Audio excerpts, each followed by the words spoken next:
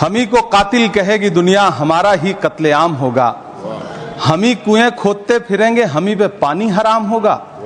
सभापति महोदय, सन 1947 में दिल्ली की जामा मस्जिद की तारीखी सीढ़ियों पर खड़े होकर के भारत रत्न मौलाना अबुल कलाम आजाद साहब ने कहा था कि मुसलमानों कहां जा रहे हो, यह है तुम्हारा मुल्क, यहां तुम्हारे आबाओ अजदाद की कब्रें हैं।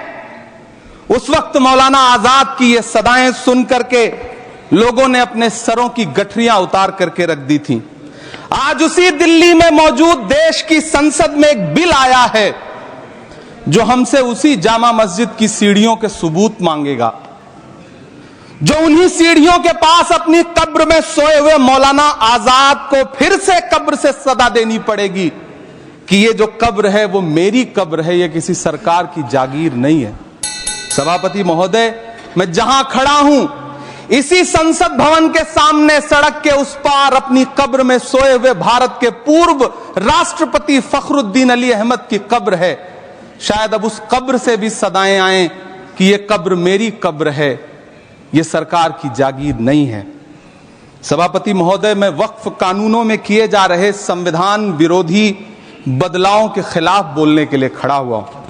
संविधान का आर्टिकल 14 हो, 29 हो, 30 हो, चीख चीख कर कहता है कि देश में सब बराबर के हकदार हैं। आर्टिकल 26 कहता है कि सबको अपने अपने मजहबी कामों के लिए मंदिर, मस्जिद, गिरजाघर, गुरुद्वारों का निर्माण करने का हक है और उसका रखरखाव का भी हक है।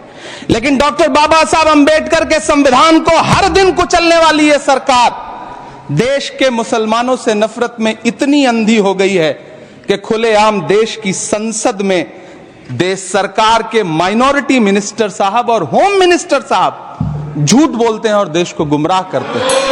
झूठ शब्द असत्य बोलते हैं। सरकार ने इस बिल का नाम उम्मीद रखा है।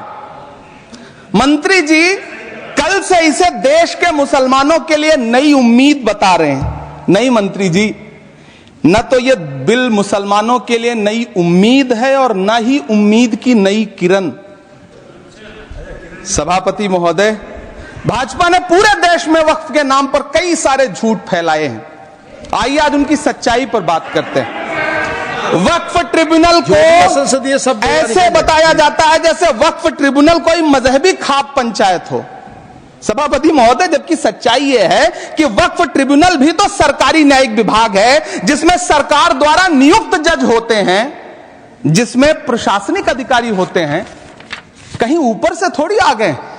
सभापति महोदय, देश के गृह मंत्री जी ने इसी सदन में कहा कि वक्फ ट्रिब्यूनल के फैसले के खिलाफ कोई कोर्ट नहीं जा सकता, जबकि सच यह है कि वक्फ एक्ट 1995 की धारा 83(9) के तहत हाई कोर्ट वक्फ ट्रिब्यूनल के फैसले की न सिर्फ समीक्षा कर सकता है बल्कि उसे बदल भी सकता है। सच तो यह है कि वक्फ बोर्ड खुद अपनी जमीनों के लिए कई सारी कोर्ट में मुकदमे लड़ रहा है। जब वक्त के ऊपर हम बात कर रहे हैं, वक्त की रुखसती का वक्त आ गया है और नई वक्त की नई सुबह होने का वक्त आ गया है। अगर हमें इस पे बात करनी है तो मुझे चार दृष्टि से बात करनी पड़ेगी। एक, इस बिल के तकनीकी प्रावधान जिस पे बहुत सारे लोग बहुत कुछ बोल चुके हैं। दूसरा है वक्फ की अवधारणा, तीसरी है वक्फ की राजनीति और चौथा है वक्फ की राजनीति के नाम पर होने वाली वह सांप्रदायिक बनाम सेकुलर की राजनीति। सबसे पहले हमारे नेता सदन माननीय नड्डा जी ने बताया कि किस विस्तार के साथ इस वक्फ कमेटी ने काम किया, किस शिद्दत के साथ हमारी सरकार ने काम किया। और चाहे वक्फ कमेटी के जेपीसी के चेयरमैन हमारे उस सदन के सदस्य जगदम्बिका पाल जी रहे हो, हमारे मंत्री जी रहे हो, सबने जिस शिद्दत से काम किया है, तो उनके लिए मैं माननीय प्रधानमंत्री जी अपनी सरकार की तरफ से कहना चाहता हूं कि उन्होंने एक इबादत के भाव से काम किया है। तो मैं कहना चाहता हूं, इबादतों की तरह मैं ये काम करता हूं, अपने फर्ज को झुककर सलाम करता हूं, फिर भी आप खिलाफत कर रहे हैं तो तेरी मुखालफत से निखरती है शख्सियत मेरी। मैं सियासी दुश्मनों का भी बहुत एहतराम करता हूं। तो इस एहतराम के साथ मैं अब आगे का बयान शुरू करता हूं और मैं ये बताना चाहता हूं कि एक बड़ी सिंपल सी बात है जो अभी माननीय नड्डा जी ने भी कहा। दुनिया के तमाम मुस्लिम देश बता दिए, इस्लाम की धर्म स्थली सऊदी अरब, सबसे बड़ा मुस्लिम देश इंडोनेशिया, जहां खलीफत रही वहां टर्की, और जहां ISIS का इलाका, वहां इराक और सीरिया, वहां कहीं भी कुछ भी नहीं है ऐसा, फिर भी हमारे यहां क्यों है, कैसा? तो मैं कहना चाहूंगा सभापति महोदय, एक हिंदी में कहावत होती है, नया मुल्ला प्याज ज्यादा खाता है, परंतु यहां तो जो गैर मुल्ला प्याज बहुत खा रहा था, और इतना खा रहा था कि आंसू निकल रहे थे गरीब मुसलमान के भी और देश के भी। इसलिए मैं कहना चाहता हूं सभापति महोदय, अगर छोड़ दीजिए भारत की बात करिए, तो क्या ऐसी कोई शक्ति सिखों के पास है, ईसाइयों के पास है, यहूदियों के पास है, पारसियों के पास है? नहीं है। छोड़ दीजिए, इस्लाम के अंदर आइए। अगर इतना भाईचारा है तो ये सुन्नी वक्फ बोर्ड और शिया वक्फ बोर्ड अलग क्यों है मेरे भाई? जमीन पे एक दूसरे पे एतबार नहीं है, सिर्फ सियासत के लिए साथ में आने की बात है। ये भी जरा सोचने की बात है। और जो अकलियतों में भी अकलियत है, आगा खानी है, बाकी है, जो बोहरा है, उनकी तो कोई गिनती नहीं है। हमारी सरकार ने पहली बार मुस्लिम समाज के अंदर भी ईमानदारी से सबको समान प्रतिनिधित्व देते हुए एक नई सूबे के नए वक्फ का आगाज किया है। इसके लिए मैं सरकार को बधाई देना चाहता हूं। और सिर्फ ऐसा ही नहीं है, मुस्लिम समाज के अनेक लोग इस प्रकार के नियमों से बहुत प्रभावित हुए और बहुत प्रताड़ित हुए, जिसके अनेक उदाहरण बहुत लोगों ने बताए होंगे। मोहम्मडन एजुकेशन सोसाइटी कोल्हापुर का केस है, ईदगाह मैदान हुबली का केस है, जिस पर सुप्रीम कोर्ट ने साफ साफ उसको हुबली धारवाड़ म्युनिसिपल कॉर्पोरेशन को वापस कर दिया। अनीसा अयाशा वर्सेस तमिलनाडु वक्फ बोर्ड का केस है, तेलंगाना स्टेट वर्सेस मोहम्मद मुजफ्फर का केस है, हिमाचल प्रदेश वक्फ बोर्ड वर्सेस ख्वाजा खलीलुल्लाह का केस है, और सभापति महोदय ताजमहल पर भी दावा कर दिया गया। अब तो मैं पूछना चाहता हूं, और सुप्रीम कोर्ट ने अपने जजमेंट में कहा कि भाई शाहजहां के जमाने का लिखा फरमान लेके आइए, तब हम मानेंगे कि इस पे कोई दावा है या नहीं।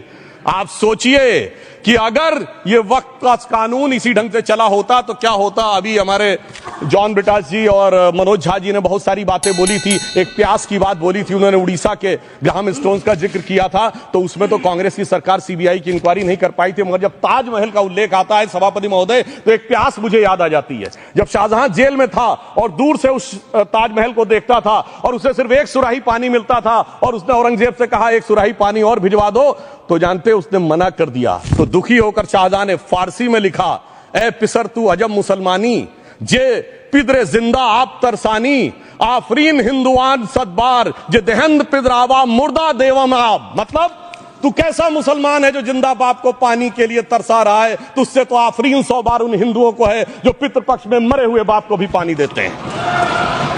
और सभापति महोदय, मैं बताना चाहता हूं कि ये हमने ईमानदारी से मुस्लिम समाज के कल्याण के लिए बात की है, क्योंकि एक तरफ खड़ा हुआ है ईमानदार मुसलमान जो शराफत के साथ ईमान को गले से लगाए हुए हैं, और दूसरी तरफ कुछ चंद सरमाएदार हैं जो उस अमानत में खयानत करके शरारत के साथ उसके झंडा बरदार बनना चाहते हैं। तो ये मुकाबला किसके बीच में है? ये शराफत अली और शरारत खान के बीच में मुकाबला है। हमारी सरकार शराफत अली के साथ खड़ी है, हमारी गरीब मुस्लिम के साथ खड़ी है। ये गरीबों गुर्बत वाले गुर्बत अली और सरमाएदारे वाले गाजी खान के बीच का इलाका है। मगर मैं कहना चाहता हूं महोदय, एक बात मैं बहुत स्पष्ट रूप से कहना चाहूंगा, इन जरूरतमंद मुसलमानों की लड़ाई के लिए मैं कह सकता हूं कि ये गरीब मुसलमानों के दिल की कसक और कट्टरपंथी वोट के ठेकेदारों के मन की ठसक के बीच में हमारी सरकार ने उस कसक का साथ दिया है, जिसके लिए मैं मानता हूं गरीब और पसमानदा मुसलमान निश्चित रूप से उनका आभारी होगा।